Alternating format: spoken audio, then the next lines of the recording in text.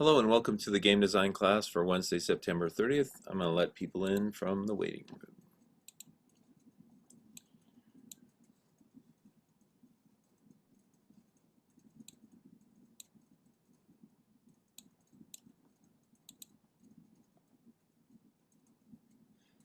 Hello, Hello.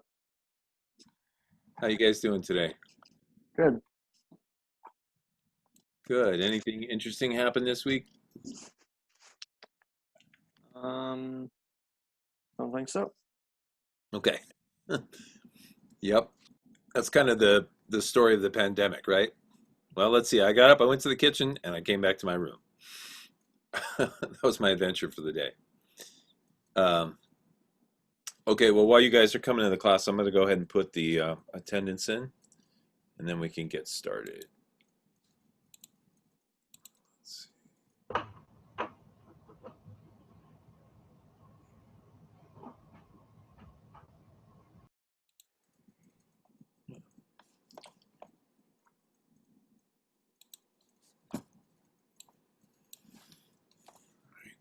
open up my chat here. Okay, let me check the website, see where we are with things. Game design. Okay. All right, and then let me check and see who's here. Let's see. Logan's coming in. Okay, so we have one student who may be giving a presentation today, depending on whether they join us and if they're ready to go. Um, but in the meantime, while we're waiting to see if that student shows up, I want to share a couple of pieces of information with you guys. So, the first thing I want to share with you is this article here. Let me go ahead and uh, share my screen here. And then I got to let a couple more people into the class. Hold on a second. Participants, admit. Okay, we got that. And then we have the chat. Should be right over here. Okay, and then we'll close this. All right, so first of all, those of you who have been using Tabletop Simulator, what do you think of it? Do you like Tabletop Simulator? Yeah, I like it a lot. It's pretty easy to use, especially after you like I like I even found a really simple way to import cards and stuff that's really user friendly and just like putting all your own custom stuff into it is really easy. So I like it a lot.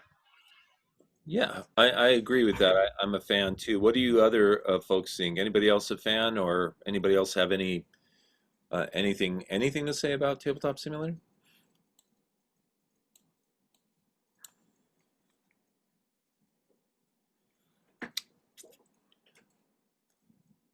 Okay, well, so if you are a fan of maybe not just Tabletop Simulator, but any of these programs that allow you to take things like physical games and bring them into a virtual or digital environment, uh, this link that I have on the website goes to this article here.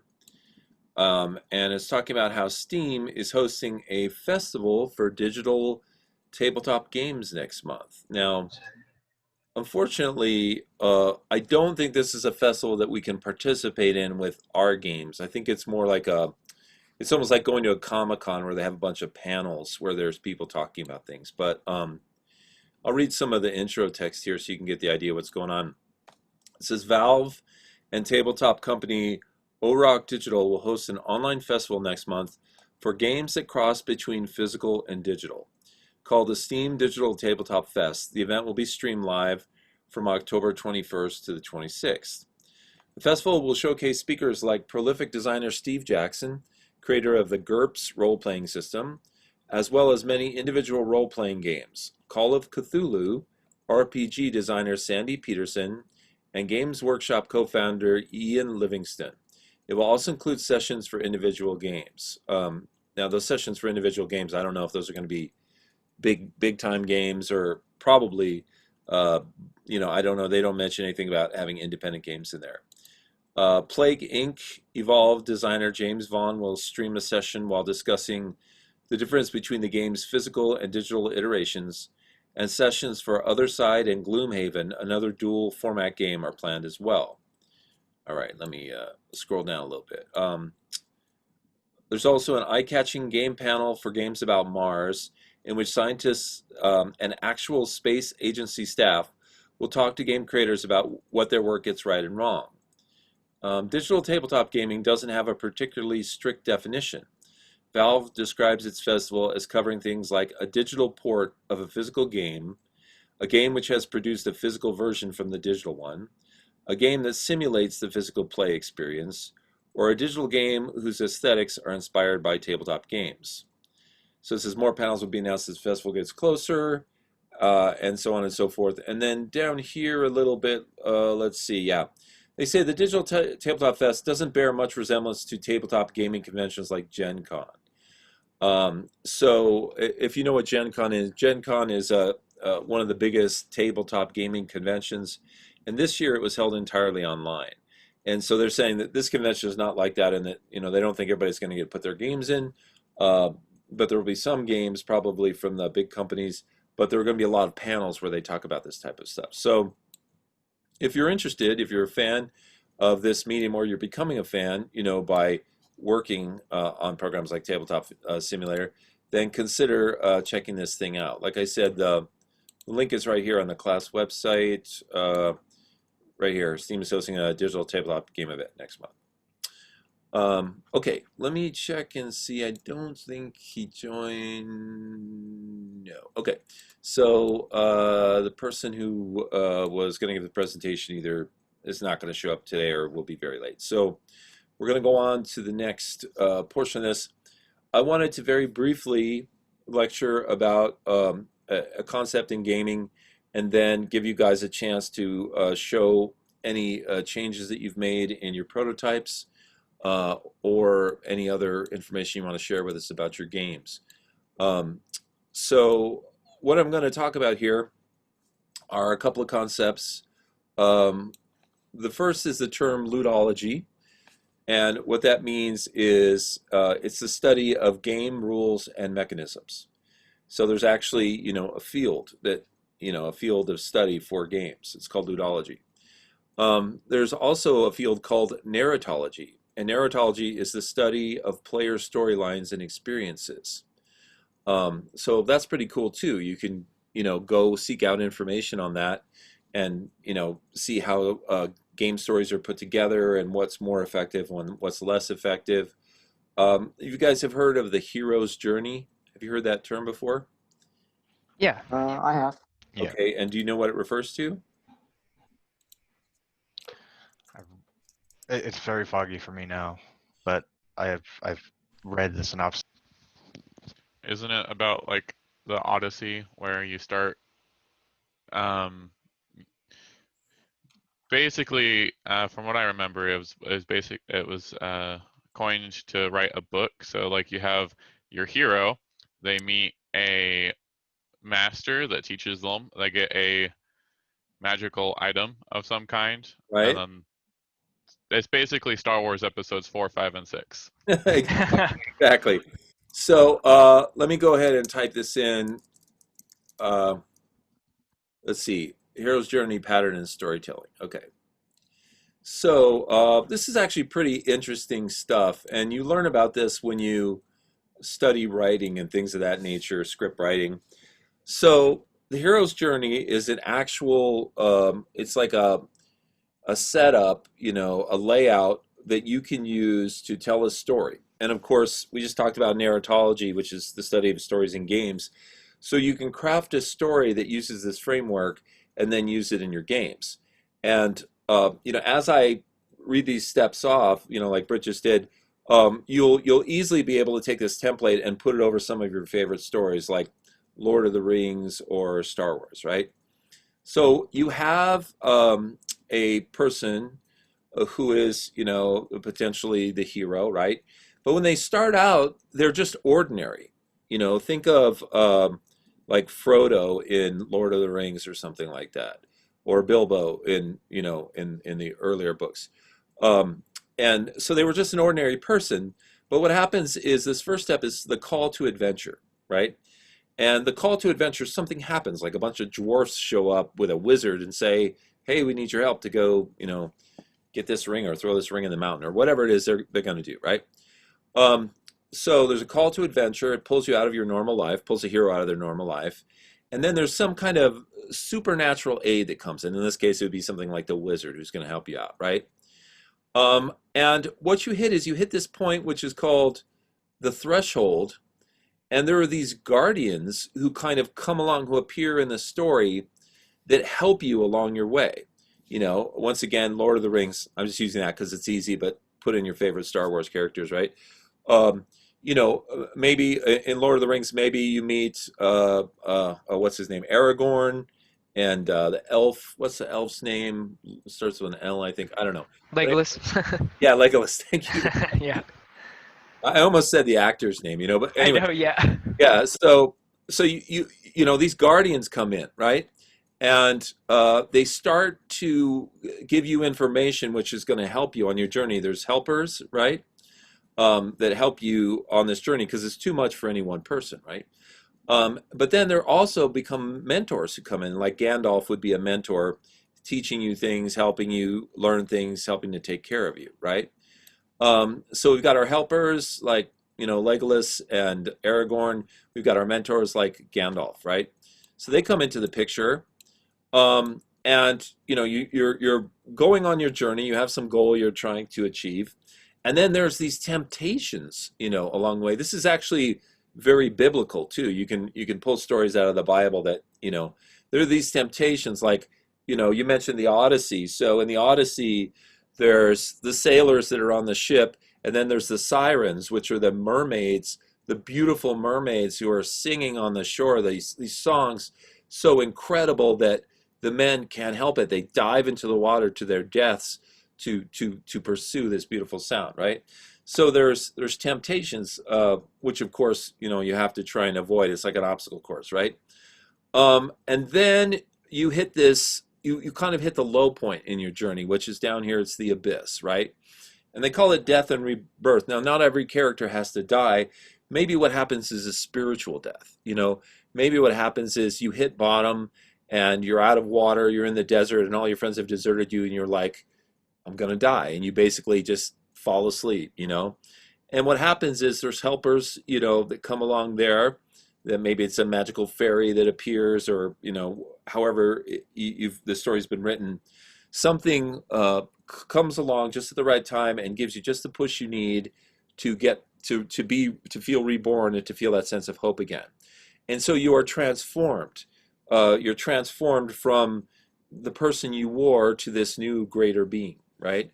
And so that transformation happens.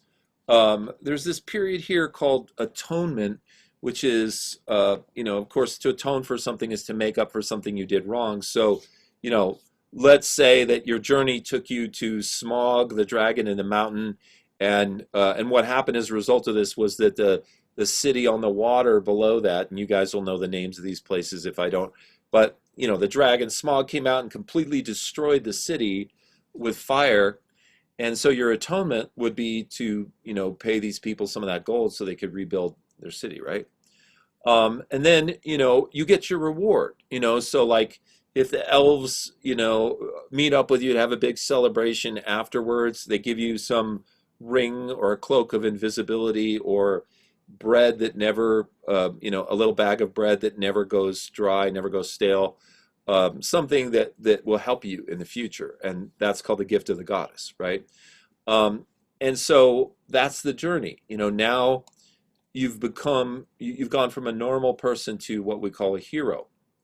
Okay, so that Joseph Campbell wrote about this extensively, and he wrote a famous book called The Hero with a Thousand Faces. And if you're interested, you can look into that and read more about this. But you can find this in various forms of media. And if you're creating games, you can use this structure, maybe even a simplified version of the structure, and sort of bake it into your game, and people will understand it because it's the idea has been around for thousands of years. Like I said, it's written into the Bible and other texts. it's kind of how we understand how people become heroes. And of course, we want to watch heroes. We want to watch Star Wars. We don't want to watch Joe goes shopping. We don't want to watch like the life of an ordinary man or woman, just existing. We want to see somebody transcend this sort of mortal life, and that's where the hero's journey comes in. So anyway, let me go back to the website here. Okay, so there is a executive who worked at Sony Games, and he was very successful. I don't recall his first name right now, but he retired and he moved to Tucson, and he came and he spoke to one of the gaming classes a year ago, and I asked him. I said, you were at Sony, you were working on all these different games. I said, when somebody comes and pitches a game to you, they say, here's our idea, here's some graphics, whatever. I said, what is the main thing? What's the one thing that you look for that's going to determine whether or not you're going to buy this game? And Sony's going to develop it. And he paused for a second and he said, is it fun? Is the game fun? And I thought, wow, that's a really interesting answer. It's not like, is it challenging? Is it, does it fit right into, swords and sorcery or RPGs, or is it a first-person shooter? He said, is it fun? So that concept of fun, though, it's kind of a wide field there. When we think of fun, everybody has a different definition of fun. Some people think of fun as challenging, like struggle, games where you have to struggle mentally or physically, your character. Some people think of fun as the opposite, which is just easy. If a game's really easy, I have fun. Some people think games that are colorful are fun, right? Like little pieces of candy, right? So there is a theorist who studies games. His name is Mark LeBlanc. He's a game developer. And what he did was he broke fun down into 8 different categories. So he has this article called 8 Kinds of Fun. And you can sort of, absorb this information and then think about it and think about how it applies to your games, right? So the first form of fun here, let me see if I can get this a little bigger, is called sensation. And so it's games as the sense of pleasure. So games that evoke emotion in the player, be it through sound, visuals, controller rumble, right, or physical effort. And I have some examples here: Dead Space, Dance Dance Revolution, Candy Crush Saga. Any of you guys think of anything else? A game that just gives you pleasure either through your senses? Oh yeah, there's this game that I played called Thumper. It's like a rhythm game, Right. and it's just you're like almost your character is almost what looks like a little beetle traveling on a track, and it's just like there's so much coming at your senses. It's like so satisfying when you hit the right button to get the beat going. It's just so fun. Right, exactly. And Yeah. that's a perfect example. Like, we're talking about 2 senses mainly right here. One would be audio and one would be visual. Right. Like if you have like Bejeweled or something like that, that might be a game that delights your eyes because it's so beautiful. Yes. But like you said, it's a perfect example of that thumping rhythm or whatever. It Right. gives you a sense of pleasure. So Yep. that's the first type of fun, which is sensation, right? The second type is fantasy. Game as make-believe, right? The game as a means to take the player to another world, and some call it escapism, right? So I have some examples here: Final Fantasy, Nier Automata, The Legend of Zelda. Can you guys think of some other examples? Mass Effect, obviously. Mass Yeah. Effect. Okay, good. I Anything? would even say it kind of it's like a fictionalization of the real world, but like Grand Theft Auto Mhm. is even just like an escape to do whatever you want in like a sandbox of like Los Angeles or whatever. Yeah, and that's a great example. They're both great examples, but I like that one because it's so close to reality. It's like, you know, did you know, you might not know this, but every single action movie you will ever see in your life has a car chase in it, right? If it doesn't have a car chase in it, the odds are pretty good that it didn't get funded by the studio. Because one of the things that they realize is people love car chases because for the same reason that they love, the game you just mentioned, Grand Theft Auto, because because they're doing something, the people in the movie are doing something you're not allowed to do. They're getting in a car and they're just going nuts. They're crashing into things, they're jumping off bridges, they're doing, donuts and stuff. And everybody wants to do that, right? But and some of us do do it like in our own time, right? We go into parking lots and do donuts and stuff like that. Um, but it's like you said, Grand Theft Auto is just it's a level of reality right above ours, but it's something we can relate to because it's the same entities that are in our world, the same Right. objects, right? Right. And some people, like let's say you're somebody who, doesn't really go for the fantasy D&D kind of thing, you still might enjoy the fantasy of your life taken to the next level where, it's that question, what would you do if there were no laws, right? Right. What would you do? Well, certainly we'd all be, arrested for the thoughts of what we do, but but like if you actually got the chance to do that, and what'd be interesting is if in like virtual reality, what happens when they have virtual reality games? They may have them already, where you go into the world and you can do anything you want with no consequences, right? Right. So that's fantasy, that's escapism, right? Okay, so I think we understand that. The next one here, I'll go down to the next, is narrative. Okay, so games is drama. The game as a mean to tell the story or narrative to the player. So I give some examples here: The Walking Dead, Persona 3, Dear Esther. Can you guys name a few more?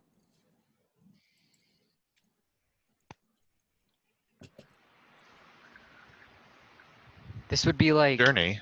yeah. Oh, yeah. That's a good one. Which The one? Last of Us. Yeah, Last of Us. I Yep. was definitely thinking of that one. Yeah. So, here's a place where you can bring your storytelling props to light here.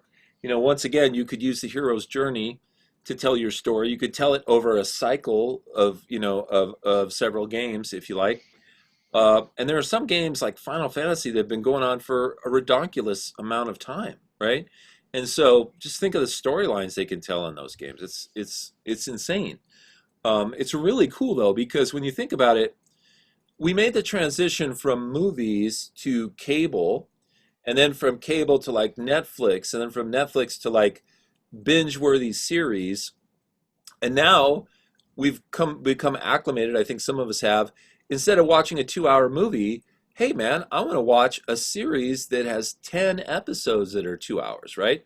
And I want to glom that whole thing into my brain in one weekend with some Doritos and some Coke, because I love it. You're telling me you've expanded the narrative out over with all these details and all these subplots. It's the same with games. Nowadays, you can take games and, slice them and dice them and take the story, over this huge story arc. So that's super fun. It's something you can do with your games. Okay, so let's look at the next type of fun challenge. The games is obstacle course, a game that provide the player with highly competitive value or with increasingly difficult challenges. So examples would be Dark Souls, Tetris, which of course, is a world-beating game, and XCOM. What about some games that you guys can name? I think Dress Shapes and Beats, maybe. Okay, very good. What else? Hades. Okay. An old game that some of you guys don't know about, Myst, came out when I was a youngster. And Riven. These were games that had some of the first sort of challenge puzzle video games, and they were really, really fun because of the challenges. You couldn't move forward unless you figured out the puzzle. And to some people, that's just the ultimate fun in a game. To some people, it's the ultimate scourge. Right. You want to just avoid it. Isn't I there? know, it's like, it sucks because like I remember, I think it was like 4 years ago or so, there was this game that came out called The Witness that Okay. would fit definitely into this category. Like it's just like a giant puzzle game from what I've heard. And I just like got really great reviews all over the place, but I just not a big fan of puzzle games. So I was like, do I want to like sink the time into like this puzzle game because everyone says it's so great? I don't know what to do. I only like medium hard puzzle games. Yeah. Like something that the average person could figure out in an average amount of time. Because if it's harder Yes. than that, I'm like, screw you. I want to play my game. Give me the I answer. know. You know. Okay, but obviously, different strokes for different folks, right? The next type of fun is fellowship, And by the way, your game doesn't have to be exclusively one of these 8 types of fun. Most games are a combination of several. But the fact remains that the more of these 8 types of fun that you integrate into your game, the wider appeal it's going to have because it's going to appeal to different demographics, right? So the next one is fellowship. Game as a social framework. Games that have social interactions at its core or as a big feature. Examples, Mario Kart, Destiny, World of Warcraft, right? What else? And then kind of. Minecraft? Oh, Oh, yeah. Excellent. What else? I was thinking like. Among Us. Oh, yeah. Okay. Yep. What were you going to say, Creed? Like Call of Duty, kind of. Okay. Because like you just need that for multiplayer. Absolutely. And what about Fortnite? Yep. Yeah. So, and especially in a time like a pandemic like this, people might be seeking out the social framework, even more than ever. Just to have people to communicate with, and interact with and have fun with. Instead of going out and playing soccer with your friends, maybe you have to play Call of Duty or something just to get your fix, right? Rocket League. Or Rocket League. Yeah. Exactly. Okay. Discovery. The game is uncharted territory. Games in which the player explores the world he/she finds himself herself in. Example, Uncharted, Tomb Raider, Assassin's Creed. What can you add to the list? Far Cry. Okay. Ori and the Blind Forest, I think. Okay, very nice. Mhm. You guys like these type of games where it's like Red Dead Redemption kind of games? Yep. Definitely. Yeah. Just makes it hard now with like just as I get older, my free time becomes like such a smaller portion of my day to day. So it's like these giant games I have a hard time playing now. So I find myself playing like smaller games, but this is like my favorite kind of stuff is just the big open world games. Yeah, they're unbelievable. I mean, they're so interesting and don't you really feel like you get a lot of bang for your buck, a lot of value out of those games? Yes, definitely. I mean, you spend your $60 or whatever, and it's just like if you do it right, if you do it in small segments, you can get weeks worth of pleasure out of that, or maybe, a super long holiday weekend, or you know what I mean? Right. Right. Yeah, but it's well worth the value. Um, okay, and then there were some notes here in the chat.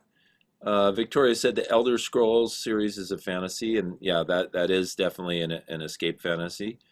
And then Jesse says too much challenge can drive me away from some games, and Victoria agrees with that. I agree too. It has to be just challenging enough, and that the hard thing about being a game designer and making a challenge game is that point is different for different people, right? If you give 2 people a puzzle, one might say that's too easy, and the other might say it's too hard, and then the third person, like Goldilocks and the Three Bear, it's just right. So how do you figure out, which puzzles to use, and reach that perfect balance of challenging people just enough that they'll be intrigued, but not so much that they'll be frustrated and say this game sucks. Right. It's interesting to see a game like Dark Souls like has not only kind of done that, but also like found a niche audience where like those like people that love that challenge just keep coming back no matter what, you Yeah. know? So Yeah, and you could make different versions of your game. You could make the basic and the advanced version where you have harder puzzles, right. but that's twice the work too. So, um, okay, so let's see. The next type of fun is expression. This is games as self-discovery, games that allow for self-expression from the player through gameplay. So the examples here are Minecraft, Gary's Mod, and Roblox. Any examples? Factorio, Space Engineers. Okay, all right. Any other examples from you guys? So, Jazz, what happens in the Space Engineers? So essentially, it's a game about building ships slash stations.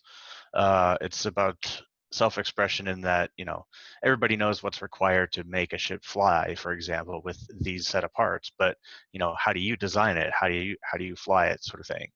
Um, and multiplayer goes into a lot of because it's a sandbox game. There's not much to it. There's a little bit of an NPC interaction, but for the most part, the multiplayer is where it's at. Okay.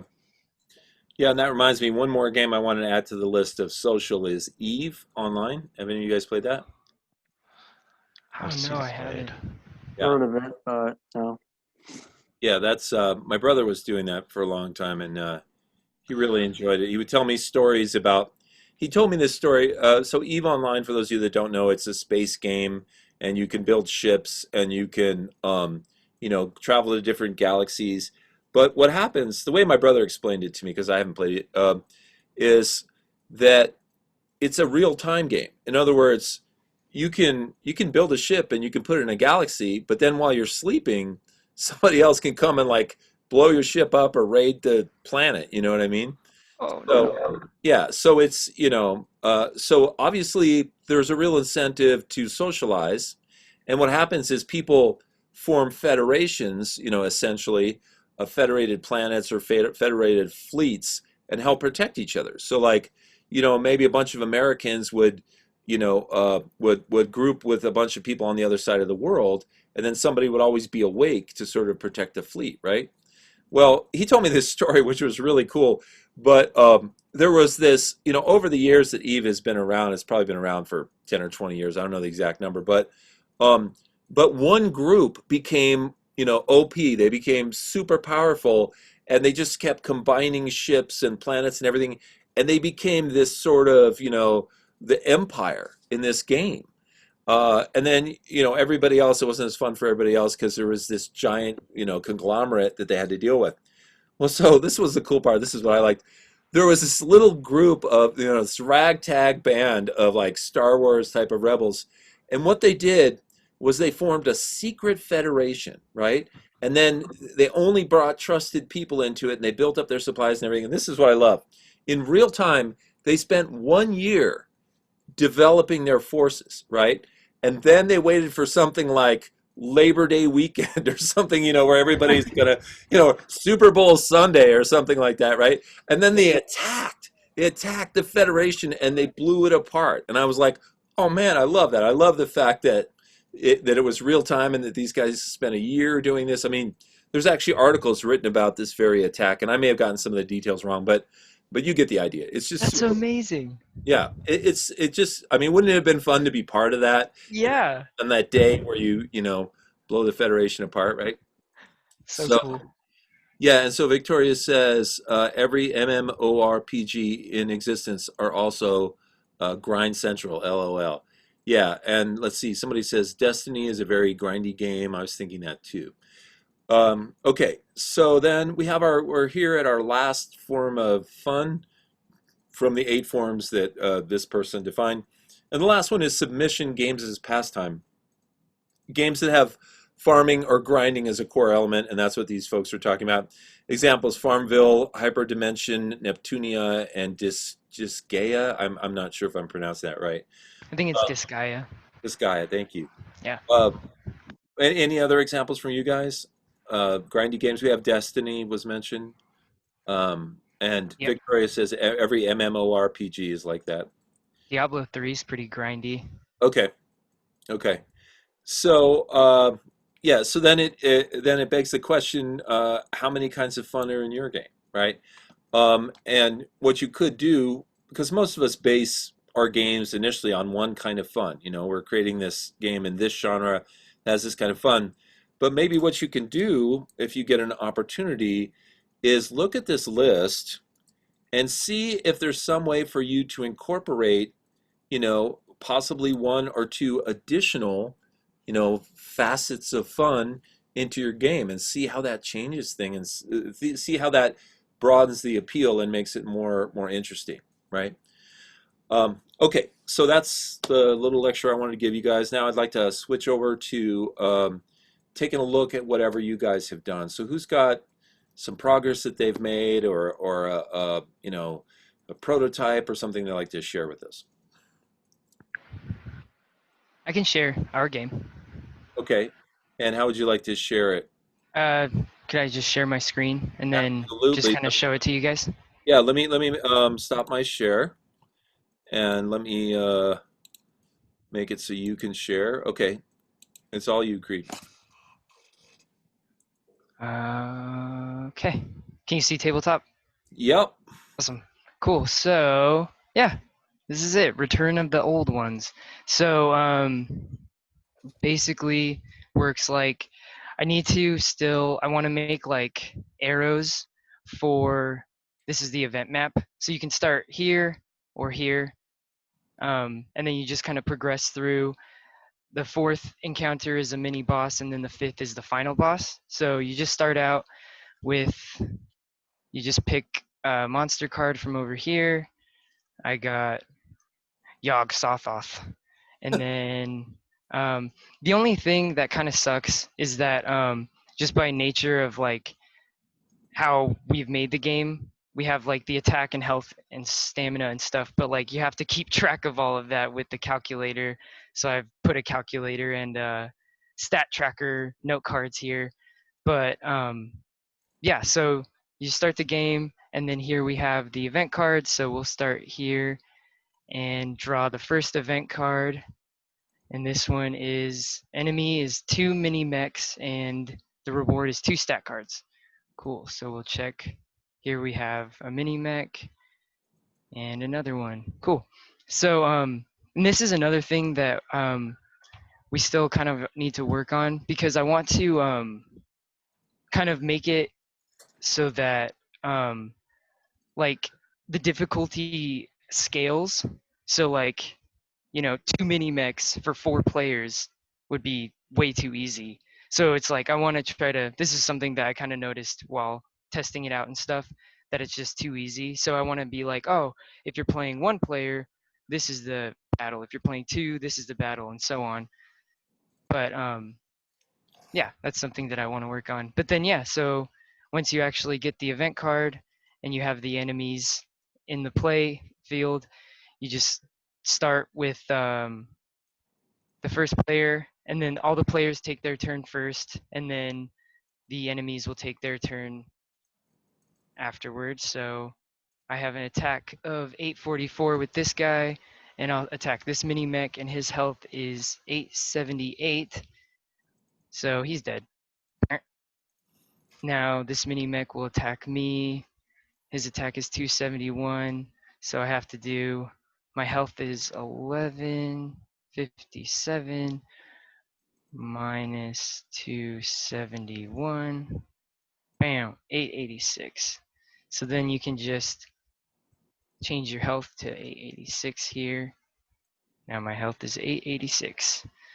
And then I'll attack him. Boom. He's dead. And then it just kind of goes on like that. And then we'll pick the second event card, so on, third event card. And then when we eventually make your way to the fifth event card, that's when you'll get the boss and 2 armored humans. So here's like the 2 armored humans. And let me find the boss up in this. There we go. Yeah. I need to still kind of, I want to make a different card background for the human cards, because right now they're all just the same. But I felt that this made more sense for the monsters, the tentacles and stuff. Just need to make a different design for the humans. But yeah, so then the battle would ensue between these ones, and then you get your reward after. And this current reward is for everyone that's playing. So everyone would draw 6 stat cards. And at the beginning, I totally spaced it, but yeah, at the beginning you would draw 10 stat cards for each player. And then as you use them, they'll go into a discard pile, and they just get back into the main stat card deck. So as you play, you just get more rewards, get more stat cards. And then kind of like we mentioned, by the end of the game, when all the bosses have been, like the final boss is defeated, then you can choose to attack the other players, and whoever has the more stat cards obviously has an advantage. So it kind of works in your favor to try to save them as much as possible. So yeah. Wow, looks great. What do you guys think? Looks good. Thanks. Yeah, no, it's looking really good from some of the first stuff I Thanks. remember you guys posting. It looks really cool now. You guys have gotten a lot of good work done. Thank you. Yeah, it's very nice. Can you roll over? Can you zoom in on one of the cards again? Yeah. So here's like the boss card. Okay, so one of the things I want to tell you is your font is really cool, but is there any way you could make it bigger and bolder? Yes, exactly. Yeah, I was thinking that too. Like, because it looked good while because like, and it's been really interesting and fun too, because I've never really worked with Photoshop, so I've kind of gotten to learn how it works and stuff, which has been fun. But yeah, no, I noticed that too when I actually imported them to Tabletop Simulator, that it's really hard to read. So I'll mess with the font, try to make it bolder so that it's more clear.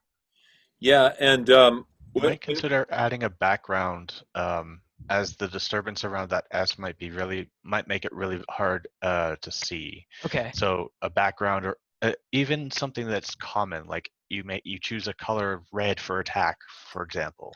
Oh, yes. Okay. Yeah, and keep that theme going throughout all of your cards. That's what I'm Yes. doing with mine. So I like that. I'm gonna write it down so I don't forget. Thanks. um, now another idea, which it won't work as well with this game as it might with some others, but like if you ever wanted to try and eliminate the calculators from the equation, Right. you might have something like imagine that you had a big like a play mat here that had a bunch of numbers on it, almost like a spreadsheet. Okay, Right. and in one side it said attack, health, stamina, and then it had numbers, and then you could have something like little discs or something, and people could move those to keep track of their different Yes. That would be really cool. And um, it would be like a much easier way to keep track rather than having to type it in the calculator every time. yeah, I mean, I understand. I had a game in Tabletop Simulator where I had calculators, and then I had people who played it who were like, their review afterwards was too much math, Yeah. And I was like, okay, math out, fun in, Yeah, yeah, right. So, and then you could do something, of course, to make your life easier when it comes to creating this spreadsheet. In other words, you could have all the numbers go up by tens instead of the 91s and stuff like that. You know what I'm saying? Oh, yes, right, And right. then it makes a fewer amount of numbers that you could put on your spreadsheet. It becomes easier Be to keep track of. And right, exactly. Okay. yeah. But your background looks great and the cards look great. I'm wondering, why did you choose to put it on one side instead of in the center? Oh, just like the event map up here? Uh-huh. I chose to put it up there just because the specific way that this table is set up, you can have a player here, the third player here, and the fourth player here. So then this area right here kind of works as where the battles happen. Okay, that's Yeah. cool. I like that. Now, by the way, I don't know if you have delved enough into Tabletop Simulator to know this, but you can make custom tables. You can make huge tables. So, Oh, really? yeah, if you want to, I made a ginormous table the other day. You can make a ginormous table and put this thing right in the middle, and you can have that much space on all four sides. Oh, nice. Yeah. So, I mean, just so you know. Right. No, Uh, thanks for the heads up. yeah, Because I was just picking through the stock tables that they already provided. yeah, yeah. Just look into it. You can Yeah. definitely make big ones, but it really looks great. You guys are doing a really nice job. Thank you. Okay, any more comments or feedback for Creed? Okay, yeah, Coulter says Evangelion looking. Laugh out loud. So and Jesse, love that Cthulhu background. Okay, very nice, Jess. Thanks. Yeah. Thanks, everybody. Okay, does anyone else have something? It could even be just graphics, some aspect of your prototype that you'd like to share with us? I can share a bit of mine. Okay.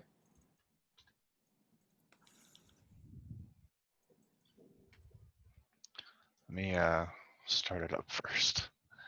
Right. Share screen.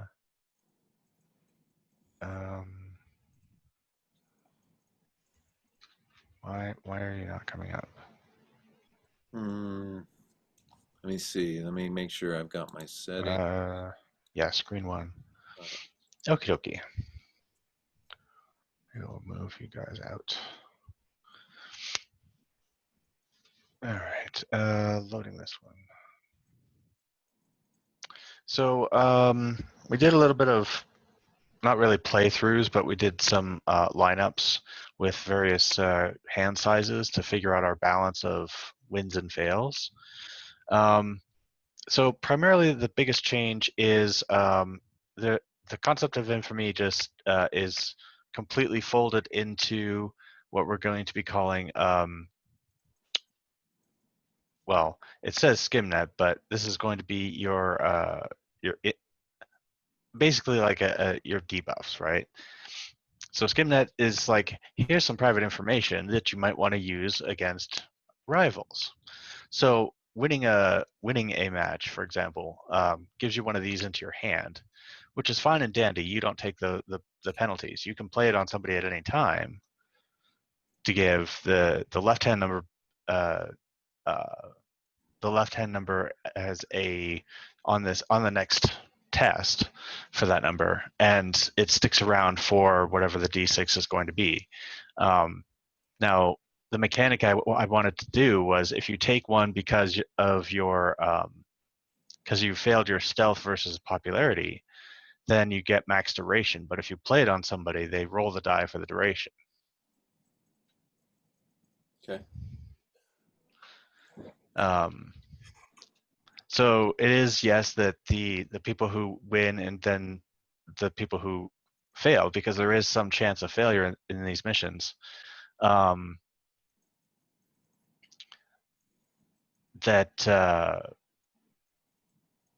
Yes, there's going to be these powerful debuffs in their hand, but they're going to be wanting to be using them against the people who are winning, and that allows for the underdog to come back if they're quiet enough.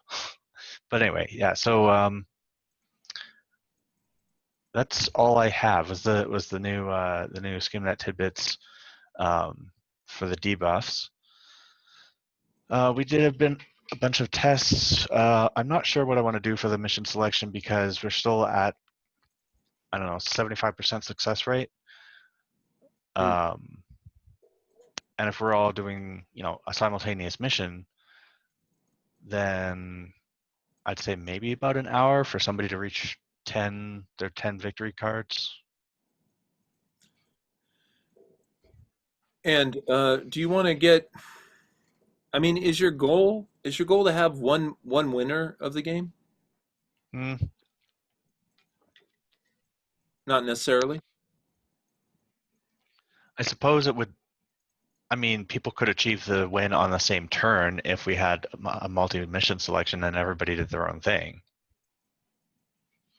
So yeah, that's possible So in the is current it structure. like let's say they play for an hour, and so Mhm. then you maybe have one person who achieved three missions, one who achieved two, one who achieved one, or something like that. Is the fun in your game just the journey, or is it the destination? Is there a big deal about the victory, or is it really about playing? In all honesty, in some cases, I want to toss the whole concept and start fresh with a new one because that has been bugging me for weeks. That idea, okay. Um, Well, first of all, I think that your new edition is really great. It's wonderful to have those like debuff cards that you can slap on somebody else and slow them down, slow their roll, as it were. You know, Hmm. and like, if I were playing this game and somebody said to me, okay, the goal is to complete 10 missions, the first person who completes 10 missions wins, then, and I've got 7 missions and there's a guy with 9 who's like, moving out in front of the rest. I'm going to go over there and throw those debuff cards on him and slow his ass down. Then I'm going to slow the next guy down and I'm going to try and chug ahead. And the other guys are going to be doing the same thing. And so what that is, it's kind of two kinds of fun happening at the same time. One is the fun of accomplishing the missions, and the other is the fun of, like, clawing ahead of other people and throwing them down the ladder while you move ahead. Hmm. So I don't know. I think that would be a fun way to play this. What do the rest of you guys think? Do you have any ideas? Yeah, no, I was just thinking um, like it does feel like the journey is like part of the fun, because like even just last time when you first showed us this game, just like I just feel like it would feel so rewarding to like stack up your cards and be like, yes, I beat this mission. I have the necessary requirements to get through it. It just kind of reminds me of like, playing an RPG and finishing a mission. Like I just feel like getting through all of those is like what would be so fun to me in this game. Hmm. So I Yeah, think it's awesome.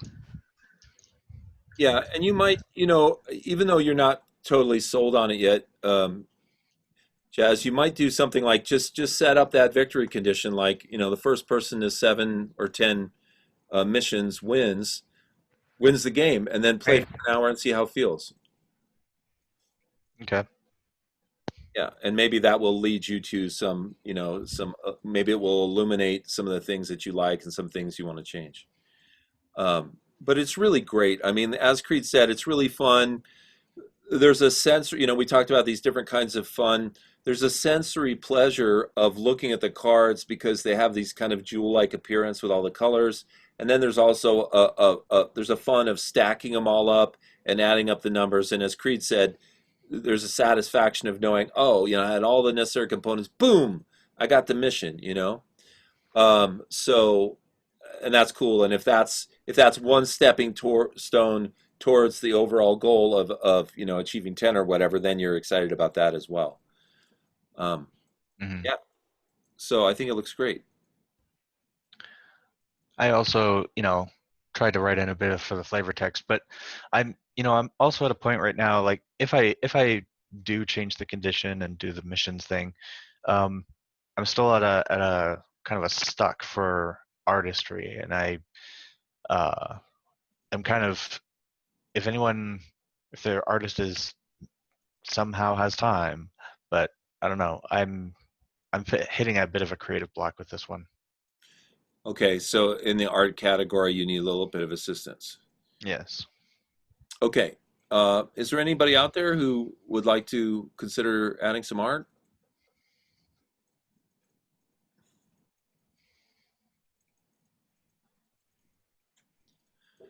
Okay. Well, maybe think about it, and if anybody has the opportunity, you can always, talk to Jazz through the chat here. I can help, yes. What's that? Sorry. I can help, yes. You can help? Mhm. Okay, great. So Jazz, maybe you can connect with Lydia either through the chat or Discord or something like that. By email better. Oh, by email. Okay. Yes. Okay. Do you want to put your send your email through private chat? Let me see. I am in the iPad right now. I can. Can you put my email in the chat because I in the app and the iPad I can find the chat here. Yeah, absolutely. I can do it. Thank you.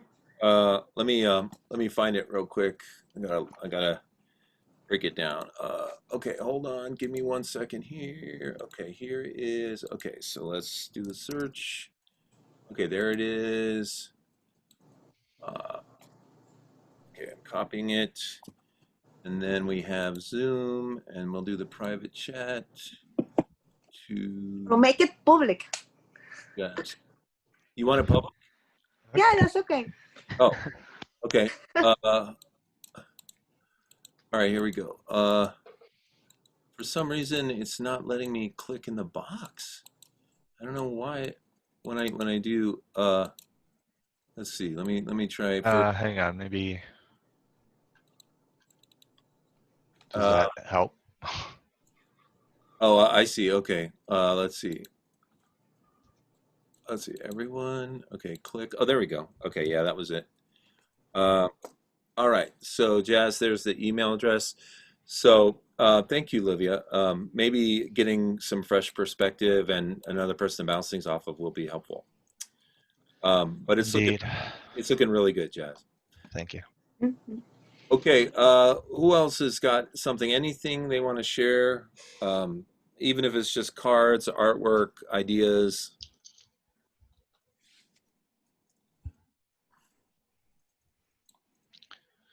Olivia, we haven't seen your game in a while. I'm sorry, I didn't hear. He said, we haven't seen your game in a while. We haven't More seen, slow. we haven't seen your game in a while, is what he said. So, is it because you're still working on it? My game. Are Yeah. you asking about my game? Yes, we're asking. Jazz says we haven't seen your game in a while, so Oh, okay, okay, and I understand. Yes, I made the changes. Remember that I show you the graphics and yeah, you say make it look good. right. Okay, the graphics were in Illustrator, so I redo that in Photoshop to make it look good because in Illustrator it's more difficult. Okay. And then have to paint the back Mm, because I did it in Illustrator for the color to look flat uh-huh. because that was more fast. Okay. But with the back in that way, the the front of the car has to be the same way of the colors, like with shadows and things. It doesn't look one way of the car with in Photoshop look with gold looking Right. and the other way with flat colors. So Right. I finishing repainting the cars. And can you share any of that with us? I'm in the iPad right now. I'm sorry. I have a conflict with this class. I have two classes at the same hour, Okay. and the computer is in another class. Okay. So, could you maybe show us on Monday? Yes. Okay. All right. We would love to see it. Okay. All right. Thank you. Anybody else have, artwork, ideas, screenshots, anything like that they want to share? I have the idea for my game. If you wanna look at it and give me any suggestions of change or anything. That would be perfect. Do you want to share your screen? Yeah. Okay.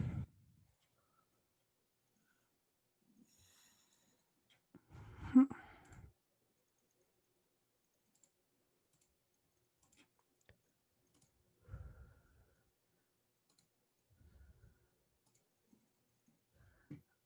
Okay. Can you see it? Yep. Okay. So basically, I'm still going with the idea of having the battle monopoly, and it's gonna be Skyrim-like in terms of fantasy. And I was thinking of instead of property, it is dueling other players for dominion of that land or stead. And the duels involve oh my god, the duels are each player involved in the duel grabs 3 cards from the duel stack, and whoever has the highest damage or leveled character wins. And the lands or stead vary around the board and can go from one stead to an entire hold. And for each hold, the duel is between every player, regardless if they landed on that hold or not. Oh my god, sorry. Regardless if they landed on that hold or not. So it's a high risk, high reward spot on the board, and there's a total of 4 on each corner.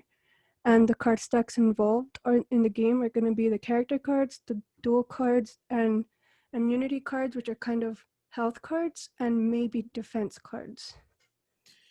Now, are the dual cards weapon cards?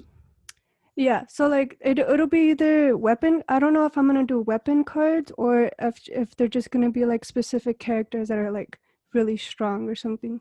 Okay. What do you guys think? Any feedback for Victoria?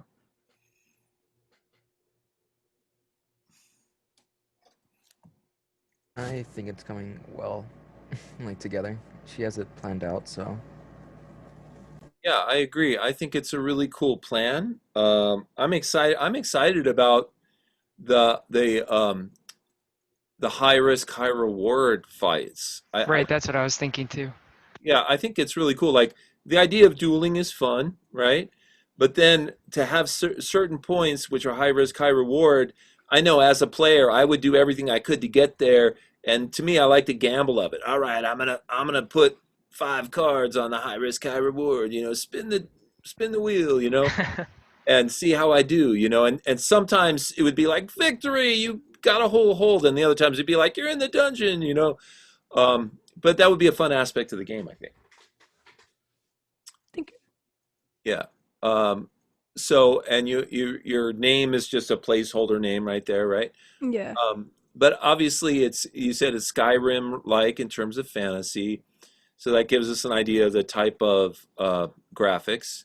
And then the mechanic is the dueling mechanic, and then you do special things like the steads, the holds. I wonder, have you considered having anything else in there that could be like a random element? Like, could there be random monster rolls or something like that that could sort of interject themselves onto your duels? I never thought of that. I'll probably do something like that now that you said Well, something. yeah, I mean, because it seems like, one thing that's fun about games is you have this very clear path to victory. Like, whoever gets the most land or whatever wins, and then you have two different kinds of duels. You can do the one-on-ones and the big ones. But then you could throw, basically, you could throw in something that's going to mix things up. So that could be temporal, it could be a time-based thing that like people lose turns or they gain turns, or it could be a third element, a third party intercedes, or it could even be, we talked about the game state last time. It could even be cards that change the game state of the game. And so suddenly, you tell everybody, you rotate the board, and everybody is, 90 degrees in a different position than they were before. So think about different things that you can do to sort of shake up the game and add a little bit of spice to it, if you're interested in that. Okay. I was also thinking of maybe like with the die, if you land on snake eyes or something, like you'll have to pull a card and it says like, oh, you have, like a certain amount of time to get the hold or you'll lose it to the next player. Or like you said, just a random monster that needs to be defeated. Yeah, I love that. So almost like a fate or a chance card. Yeah. Yeah, and that's perfect. That's exactly what I'm talking about. Something that just mixes up, it could be, it could be like your high risk, high reward battles. It could be a card that's high risk or high reward, based on whether it's good fortune or bad fortune. Okay, very nice. Okay. Thank you. And are you already have some ideas for the artwork for this? Yeah. Okay, cool. Yeah, so what I would say is develop the concept a little more, finalize whatever you're going to do, and then maybe start bringing in some artwork examples, and maybe next week we can see some of that. Yeah. I'm hoping. Okay, right. I know, you're very busy. Okay, that sounds great. Thank you for sharing that. Does anyone else have anything they want to share? Um, this is a good opportunity to get feedback from people if you've done some artwork or you've laid out your game in a certain way and you want some people to talk to you about it.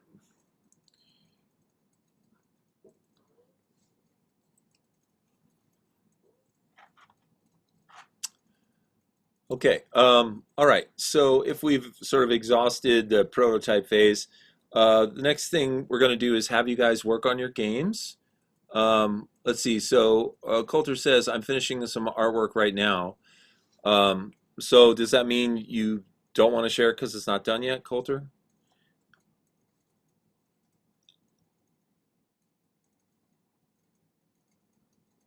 Or do you want us to see it in its sort of unfinished state? I'll upload to Discord later, though. Okay, great. Okay, so I'm going to give you guys the rest of the period to work on your games. Please work towards the goal of having something to show us next week, whether it's a prototype, like Creed showed us today or Jazz showed us, or the Man of War one that we've seen, whether it's artwork, but just show us something so that we can get some idea of where you're headed and how your game is progressing. And so I'll go ahead and split us up into our groups now. Go ahead and get with your teams and work on this. Get on Discord, whatever you need to do. I'll turn off my video, but I'll stay in the class. If you have any questions, just pop in and ask me, or ask me through the chat. Okay, thanks you guys. Have fun working on your games. Thanks. Thank you.